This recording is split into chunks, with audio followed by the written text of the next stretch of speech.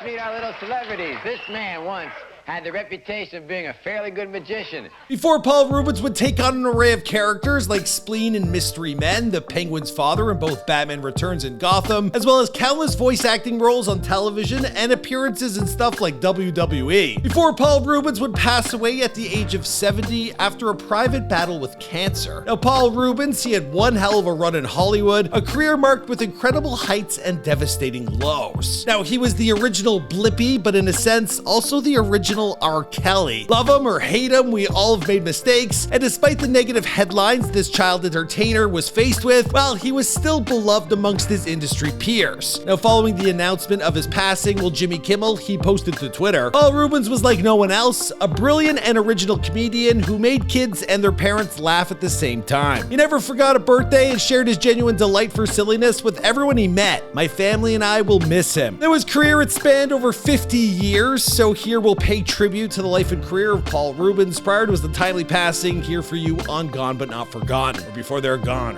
or I'm not sure what we title it. Now, this has certainly been a day of tragedy. There was also the news of Angus Cloud and French daredevil Remy Lucidi, and they all passed away on the last day of July in 2023. Now, we'll try and have a video made for each of these entertainers, but for now, let's get into the life and career of Paul Rubens. Paul Rubens was born Paul Rubenfeld on August 27, 1952, in Peaksville, New York, to Judy Rosen, a teacher, and Milton Rubenfeld, a car salesman, who had once upon a time had flown in the Air Forces for the US, the UK, and Israel. Now, Paul, he grew up in Sarasota, Florida, where his parents owned a lamp store, and during winters, well, the Ringling Brothers and the Barnum and Bailey Circus, well, they actually called Sarasota home. So young Paul, he counted such big top families as the Wellendas and the Zacchinis among his neighbors. Now, when he was 11 years old, he joined the local solo theater, and during the next 6 years, he appeared in a variety of plays. Now, after graduation from Sarasota High School in 1970, he attended Boston University for 1 year before deciding to drop out of school to try his shot at the big time. But he decided to drop his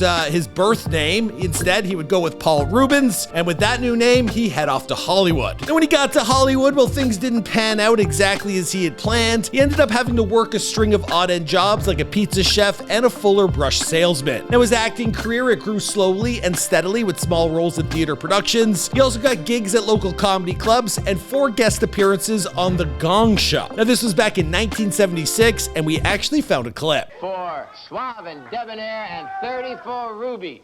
The celebrity. Now, he also became a member of the improv group The Groundlings, where he would start to cook up some original kooky characters, which included Pee Wee Herman. Now, Pee Wee appeared for only 10 minutes of The Groundlings show, but he nonetheless built up a considerable following, and word got around, and all of a sudden, Pee Wee Herman, well, he began to turn into the star of the 80s and the early 90s. Soon enough, the Pee Wee Herman show premiered in 1981, and it ran for 5 sellout months at the Los Angeles Roxy nightclub. HBO even taped a performance, and they aired it as a special. All of a sudden, the character, he was taking on a life of its own, and he would soon appear on late night television. Paul and Pee Wee's star that continued to rise as he was tapped for a motion picture directed by his pal Tim Burton titled Pee Wee Herman's Big Adventure, and this was in 1985. Now, this went on to become a box office hit, earning $45 million against the $7 million budget. Now, he even landed himself a star on Hollywood's Walk of Fame. Now, you gotta understand that he probably felt a little bit conflicted. He became more famous as Pee Wee Herman than as himself. But hey, when it happens, I guess you just gotta run with it. Now, following the success of his film, well, he signed on for CBS's Pee Wee's Playhouse, which went on for 5 years. And with that, he earned a staggering amount of money. He also agreed to only appear in public or in media as the character of Pee Wee Herman moving forward, which one can imagine, well, it likely caused him some problems. And this would also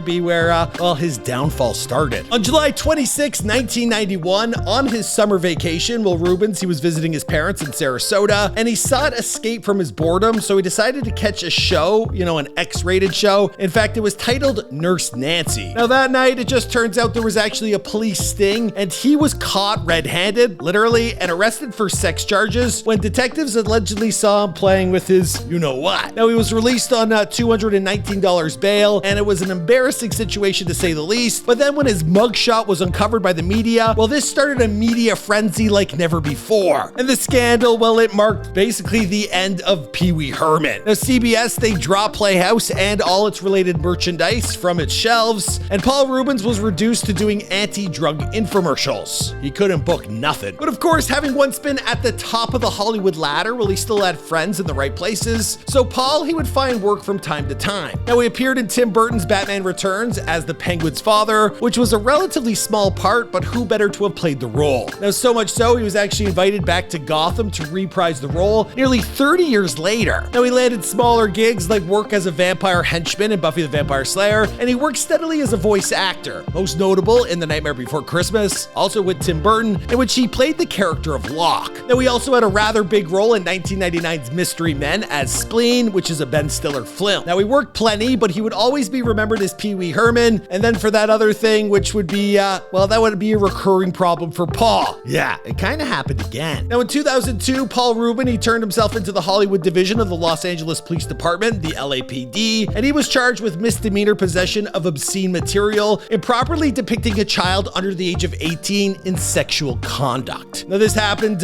later after the LAPD, they investigated his home, and they found some old videotapes and a dozen photographs that may or may not have been child pornography. In March of 2004, the child pornography charges, they were dropped in exchange for Rubens' guilty plea. Now, this was to a lesser misdemeanor obscenity charge, but the damage to his name, it had been done. And well, his previous accusations were again brought back into the public discord. People are like, this guy again? Oh my God, do you remember what he did before? Oh, that's Pee Wee Herman. It was another nightmare. But for Paul, work always seemed to come his way. He found new opportunities over the years. He was in Reno 911. He was in 30 Rock, The Tripper, and Fox's Dirt. He had plenty of voiceover work as well. He would also get one more run as Pee Wee Herman in the early 2010s, this time through various live shows, which were a massive success. Now, some of his most recent or iconic work was on the TV series Gotham, where he again played the Penguin's unloving father. Now, he never married, nor did he have any children. Privately, Paul, he had been dealing with cancer for as long as 6 years. Now, he never actually told the public, and he died on July 30th, 2023 at Cedars-Sinai Medical Center, located in Los Angeles. Now, his memory will long live on after he's gone. I mean, Pee Wee Herman's a household name. I grew up a little after all his success, or when I was a baby, he was at his height, but still, the VHSs, they were everywhere. The merchandise. But it was always like there was a stigma, like a fallen hero, almost like Blippi if he made more poo videos. I don't know. Anyways, guys, this is a sad one, and it's in a string of tragedies. We just had 3 entertainers pass away in one day. So lots to do around here for me. But yeah, all right, I'll see you guys in another video. Oh, please pay your condolences in the comments down below. All right.